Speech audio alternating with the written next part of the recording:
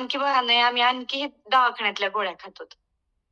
तर खरंच तुमच्यामुळे हे खूप कमी दिवसामध्ये आईचं खूप खूप चांगलं झालं त्याबद्दल खरंच तुमचं खूप खूप काय धन्यवाद. औषधं सांगितली होती? मलाच आठवत नाही मी काय औषधं सांगितली होती. सर तुम्ही म्हणजे सांगितले होते, की त्याच्यावरती आयुर्वेदिक पूर्ण औषधं सांगितली होती आणि आम्ही इथल्या स्टोअरमधून विकत घेतले होते आणि ते घेतल्याच्या नंतर सगळंच म्हणजे ते एलोवेरा ज्यूस एक दिलेला होता.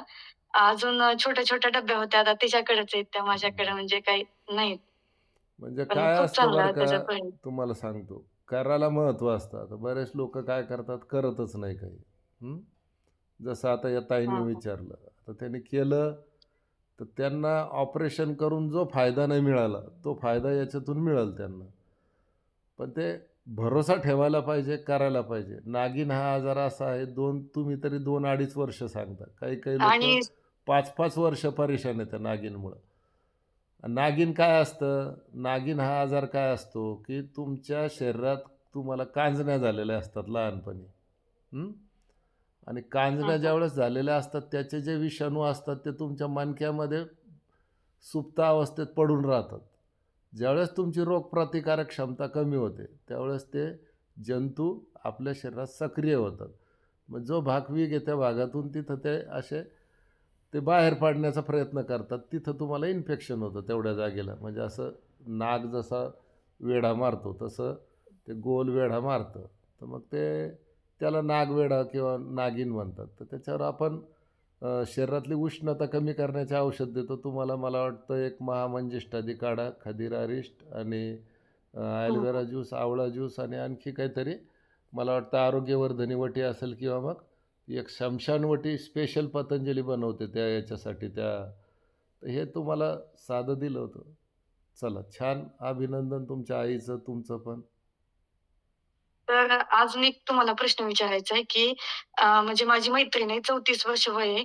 परंतु तिच्या ज्या पहिल्या काही तिच्या आयुष्यामध्ये घडलं त्याच्यामुळे तिने खूप ताण घेतला आणि ताण घेऊन तिच्या डोक्यावरती असा म्हणजे हे झालंय परिणाम झाल्यासारखं, की ती जास्त माणसं आली की जास्त घाबरते. मग ती रडायला लागते. तिला त्या वेडामध्ये काहीच सुधरत नाही आणि ती डोक्याची गोळी जर दिली तरच ती म्हणजे चांगली होते. मग याच्यासाठी जर आपल्याकडे काही उपाय असतील तर ते नक्की करायला सांगेल मी तिला.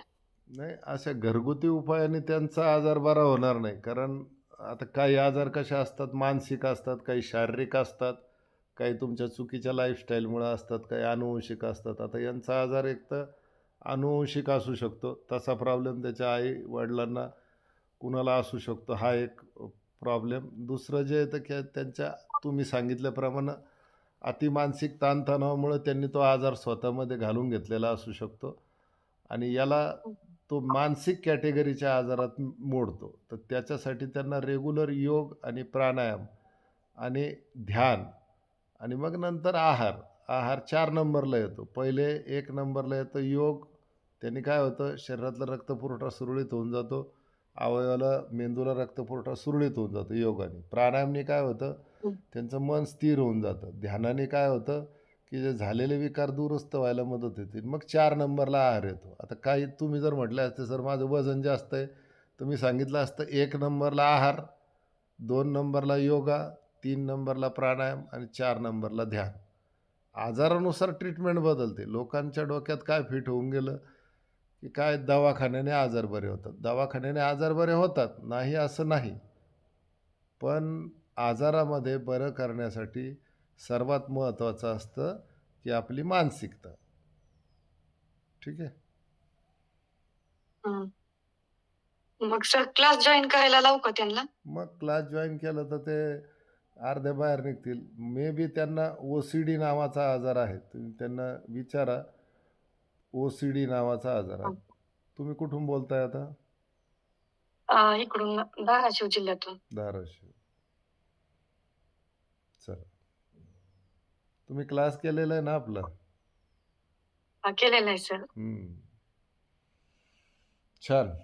संजीवनी ताई, छान. रेग्युलर करा. दर वर्षातून 6 महिन्यातून एकदा, आजार असेल तर 3 महिन्यातून एकदा, आजार नसेल तर 6 महिन्यातून, 1 वर्षातून एकदा तरी शरीर शुद्धी करून रेग्युलर साधना चालू ठेवायची असते. योग, प्राणायाम रेग्युलर चालू ठेवायचे असतात आपण. ठीक आहे.